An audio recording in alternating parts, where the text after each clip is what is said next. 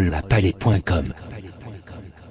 Le décret électoral en vigueur exige d'abord le jugement des contestations formulées. Il n'empêche que l'avance du candidat PHTK soit si grande, 55,6% ou 595 430 voix, suivi de Jude Célestin, 19% ou 208 835 voix, Moïse Jean-Charles, 11,4%, 118 142 voix, et Maryse Narcisse pour Famille Lavalas avec 8,99% ou 96 121 votes. Tout cela fait que de lourds soupçons pèsent sur ces résultats. Les élections ont-elles été manipulées en faveur d'un candidat d'une façon ou d'une autre, mais peut-être difficile à démontrer. D'autant plus lorsque 3 membres de l'organisme électoral sur les 9 qu'il compte ont refusé de signer les résultats proclamés. De plus, sans révéler leurs raisons, ce qui augmente d'autant plus les suspicions. Sur un corps électoral d'environ 6,2 millions, donc à peine 1 million qui s'est déplacé le 20 novembre. De plus, sur quelle motivation le candidat en tête aurait-il été plus convaincant? Mais dans un tel cas, la participation aurait été de loin plus importante que à peine 21%, si ce n'est moins encore en chiffres ronds. Même dans le cas où les chiffres n'auraient pas été manipulés, que, comme disait un humoriste, il y a comme un défaut. Là où ce ne sont pas les chiffres qui ont été manipulés, ce sont peut-être les élections elles-mêmes qui l'auraient été. Et oui, ce qui rendrait vain tout effort de percer le mystère devant le bureau du contentieux ou tribunal électoral, comme suggèrent les mots mêmes d'un des avocats du candidat PHTK, maître Reynolds Georges, s'écriant « Ce qui est fait, les 3 autres candidats, même en additionnant leur score, ne pourront rattraper la différence. Bagarre la fin faite, messieurs, acceptez. » Fin de citation. Maître Georges, que l'on connaît comme une fine mouche, a donc semblé vouloir dire aux 3 candidats malheureux, vous vous êtes fait avoir, acceptez-le. Donc, force est de féliciter non pas les gagnants de cette espèce de mascarade, ni les perdants, mais plutôt les près de 5 millions de compatriotes sur 6,2 millions qui sont restés chez eux le 20 novembre pour ne pas y participer. Donc Haïti, c'est de plus en plus le monde renversé.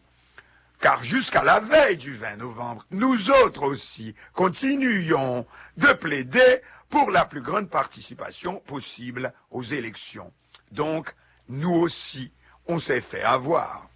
Par contre, le grand public est plus fin, qui sentait le traquenard. Il faut par conséquent l'en féliciter. On semble l'oublier. Paradoxalement, bien entendu, car la démocratie, ce n'est pas l'absentéisme tel qu'il s'est manifesté le 20 novembre 2016, mais au contraire, le plus grand nombre accomplissant, et d'ailleurs le mot même le dit, son devoir civique.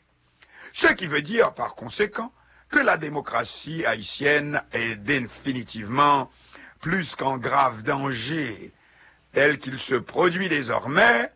C'est un processus la tête en bas, simulacre, paradoxe, mascarade d'élection démocratique, ce qui veut dire que, par son énorme taux d'abstention, le peuple nous dit plus aujourd'hui qu'il ne veut plus y participer. Il nous invite à mieux ouvrir les yeux. Ce n'est pas une question de popularité des candidats, ni de crédibilité, ni même de tricherie dans les chiffres, ni d'une comptabilité de boutiquier. C'est le processus en lui-même qui est vicié.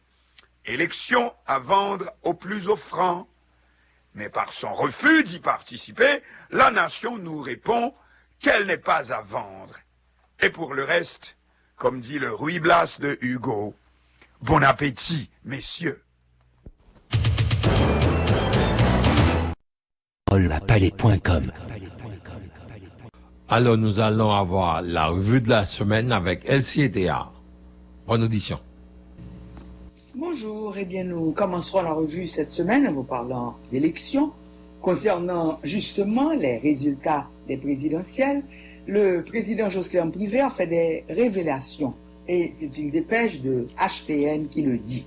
Répondant en direct ce jeudi 8 décembre aux questions de Franz Exantus et de Tamara Orion sur les ondes de Radio Signal FM à l'occasion du 25e anniversaire de la station, le président provisoire de la République, Jocelyn Privert, a déclaré avoir appris comme le commun des mortels les résultats de l'élection présidentielle du 20 novembre dernier sur les ondes, contrairement, signale-t-il, aux rumeurs qui faisaient croire qu'il disposait de ces résultats avant même sa publication. Selon le président Jocelyn Privert, qui poursuit dans son compte-rendu, il était 9 heures du soir. Le jour de la publication, il se couchait et s'endormait. Et ce n'est que vers 11h30 qu'il a appris les résultats, et ceci en regardant la bande passante de France 24 qui annonçait les nouvelles internationales. Donc, dire que les résultats m'ont été communiqués dès le vendredi, c'est de l'intoxication et du mensonge, conclut le premier citoyen de la nation, qui annonce en passant des mesures pour contrôler les manifestations de rue, post-résultats électoraux et l'assainissement de la capitale pour les fêtes de fin d'année. Haïti Libre maintenant écrit ceci: mercredi, le bureau du contentieux électoral départemental, le BCED, a enfin pu siéger après le report des audiences lundi dernier. C'est avec beaucoup de difficultés que le tirage au sort des juges a été réalisé, les trois plaignants essayant jusqu'au bout de s'y opposer. Bien que le Conseil électoral provisoire ait accepté de répondre à leur demande de tirer au sort les noms des juges sur les listes complètes et non sur une liste restreinte. Après une suspension de séance, finalement, le BCED a été constitué du juge Fritzner Duclerc, Petit Gouave, de Démosthène Bazelet, membre du PED de l'Ouest, et de Maître Emmanuel Louis Seyus. Formula Valas a été la première affaire de la journée. Les avocats de Maryse Narcisse ont exigé de la Cour que tous les procès-verbaux soient comparés aux listes d'émargement en évoquant des irrégularités. Les avocats de Jovenel Moïse, quant à eux, ont demandé à la Cour de leur communiquer toutes les pièces déposées au tribunal par Formula Valas pour contester les résultats.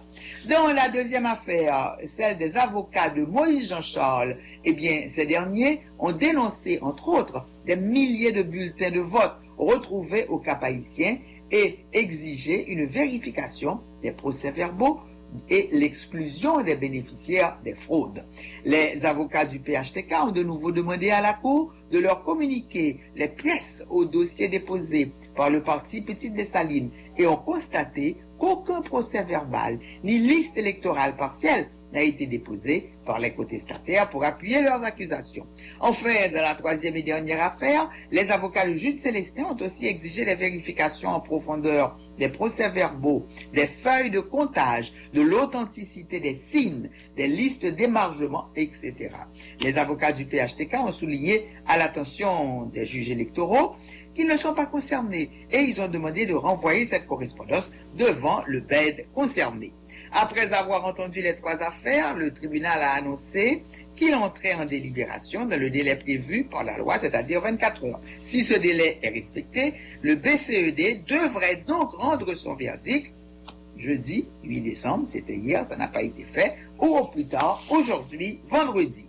André Michel, quant à lui, reste à la disposition de la justice. Mardi, Chilère Louis d'Or, membre de Formula Valas, a été entendu au parquet de Port-au-Prince et il a indiqué que ces déclarations ont été mal interprétées, tandis que Maître André Michel a expliqué qu'il maintenait ces déclarations, car selon lui, il s'agissait d'une mise en garde contre les possibles violences et non une incitation à la violence. Ils ont reconnu la nécessité d'avoir un langage plus modéré à l'avenir, a rapporté le commissaire du gouvernement Jean-Antoine Léger, qui précise que le dossier n'est pas encore classé et que les deux leaders politiques doivent rester à la disposition de la justice pour les suites nécessaires. Toujours élection, 27 contestations à l'échelle nationale pour les élections législatives partielles. Mais la violence continue à travers les rues de Port-au-Prince et celles de Pétionville. C'est ainsi que des manifestants Lavalas ont brûlé un cercueil devant le local du CEP. Ça s'est passé mercredi. Sous une importante surveillance policière, les manifestants sur l'autoroute de Delma scandaient des slogans dédiés à la victoire de leur candidate Maryse Narcisse et lançaient des menaces à destination des biens des nantis sous les yeux d'une population curieuse mais prudente, massée sur les trottoirs. Arrivés devant les bureaux du CEP, les manifestants ont brûlé un cercueil, un geste d'intimidation ou de menace symbolisant la fin de l'institution électorale selon les manifestants. Une dépêche maintenant de l'AHP. Et après leur avortement lundi, les audiences ont eu lieu ce mercredi au bureau électoral départemental de l'Ouest, 1 à Frères, sur les résultats préliminaires contestés de la présidentielle du 20 novembre 2016, s'appuyant sur des vices de procédure dans le processus de traitement des procès-verbaux. Les avocats de la candidate de Famille Lavalas, le Dr Maryse Narcisse, ceux de la Paix, Jude Célestin, et de Petite Dessalines, Moïse Jean-Charles, ont exigé, tous les trois, une vérification approfondie au centre de tabulation des votes. Deuxième incendie de marché public en moins de 15 jours. Mercredi au Palais National, suite à l'incendie qui a éclaté au marché public de Bizoton dans la nuit du lundi au mardi, dont on ignore encore les causes, qui a été complètement détruit, laissant près de 200 marchands et marchandes de produits alimentaires, cosmétiques, vêtements et autres sans ressources. Le président Jospin Privert a rencontré une délégation des petits commerçants victimes du sinistre. La rencontre s'est tenue en présence de plusieurs personnalités concernées, dont entre autres le député Jacques Beauville et le maire principal de Carrefour, Jude-Édouard Pierre-Jude Sénatus, le directeur général du ministère de l'Intérieur et des collectivités territoriales. Le MAV, le ministère des Haïtiens à l'étranger, change de ministre, mais c'est toujours un ministre AI. Dans le journal officiel Le Moniteur, c'est le numéro 212, et il porte la date du 7 décembre, le président Privert a publié un arrêté nommant le citoyen Pierre Odélienne ministre AI des Haïtiens vivant à l'étranger. Ce poste, rappelons-le, était occupé par Jessie Petitfrère, qui était également ministre du Commerce. Sunrise Airways lance un nouveau vol à partir de jeudi 8 décembre. Sunrise Airways a lancé son nouveau vol vers Las Américas en République dominicaine. Ce vol sera disponible les lundis, jeudi, vendredi et dimanche. Donc 4 fois par semaine. Et le tarif est de 140 $ américains aller et 239 $ aller-retour. 138 millions de taxes collectées dans le cadre du FNE, le Fonds national pour l'éducation, du programme de scolarisation universelle gratuite et obligatoire, le PSUGO. Les recettes collectées du 15 juin 2011 au 5 décembre 2016 s'élève à plus de 138 millions de $ américains, dont 13 630 de la NATCOM, 120 218 venant de la Digicel et 4 960 venant de la Comcel. Ces montants ne comprennent pas la taxe de 1,50 $ perçue par la Banque centrale sur chaque transfert d'argent de la diaspora. Gary Victor est invité d'honneur de la Foire internationale du livre. C'est la 4e édition de cette Foire internationale du livre qui aura lieu les 9, 10 et 11 décembre, donc ce week-end, au Palais municipal de Delma. Et l'invité d'honneur sera l'écrivain, scénariste et journaliste Gary Victor. Comme invité spécial, il y a Philippe Rey et la foire se déroulera sous le thème « Je lis, je grandis ». Mort d'un jeune au Caille, un policier coupable, mercredi au Sénat, devant la commission Justice et Sécurité, Michel-Ange Gédéon, qui est le directeur général de la PNH, dans le dossier du jeune garçon tué par balle lors d'une distribution d'aide au Caille le 1er novembre dernier, Michel-Ange Gédéon a fait savoir que suite à l'enquête, le policier fautif, après avoir été auditionné, a été déféré il y a 2 jours devant le parquet du tribunal de première instance des Cailles pour les suites de droit. Alter Presse maintenant, le gouvernement appelle de nouveau à la justice à sévir contre les fauteurs de troubles après l'assassinat de 2 policiers nationaux les 4 et 5 décembre dernier. Le gouvernement du Premier ministre, Inès Jean-Charles, dit déplorer la mort de l'agent 4, Franz Valéry Dalman, affecté à l'administration pénitentiaire nationale, la PENA, et du responsable du commissariat de police de la Petite Rivière de l'Artibonite, l'inspecteur Uriah Louis. Franz Valéry Dalman a rendu l'arme dans l'après-midi du dimanche 4 décembre 2016 à Pétionville après avoir reçu plusieurs projectiles, tandis que Uriah Louis a été tué par balle le lundi 5 décembre dans un guet-apens enregistré au cours d'incidents déclenchés dans la commune de Petite-Rivière de l'Artibonite après la publication des résultats préliminaires d'un tiers du Sénat et des législatives partielles. Le gouvernement en profite pour inviter tous les partis politiques impliqués dans le processus électoral à respecter le jeu démocratique dont les principes cardinaux sont la participation au jeu électoral, l'acceptation et la contestation des résultats en bonne et due forme. Des mesures maintenant pour redresser la situation environnementale, c'est le REFRACA qui le souhaite. Le REFRACA est le réseau Femmes Radio Communautaire haïtien.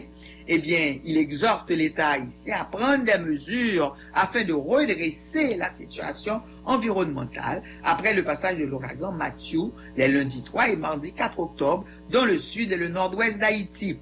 Dans une note de presse transmise à Alta Presse, le REFRACA critique un manque de plan stratégique des autorités étatiques qui n'ont pas fait de l'environnement, dit-il, une véritable préoccupation. Une grande partie de la couverture végétale a été touchée dans les départements du sud de la Grande-Anse et des Nippes lors du passage de Matthew. Sur un total de 30 bassins versants, 17 représentant à eux seuls 12 079 km², soit 43,6% du territoire national, sont affectés par l'ouragan, selon les chiffres officiels du ministère de l'Environnement. Les instances concernées doivent prendre leurs responsabilités en vue de faire respecter les droits humanitaires des victimes lors des catastrophes naturelles, recommande la REFRACA, qui exige également des sanctions contre toute personne ayant fait une mauvaise utilisation de l'aide. Et bien voilà, c'était notre revue pour cette semaine. Vous pouvez dorénavant recevoir sur le net votre abonnement du journal Haïti en marche. Pour information, contactez à Miami Michel au 305 754 0705 ou au 786 457 88 30 ou Bernard au 305 401 22 46 ou sonnez à Port-au-Prince le 34 52 04 28 34 54 01 26. Haïti en marche.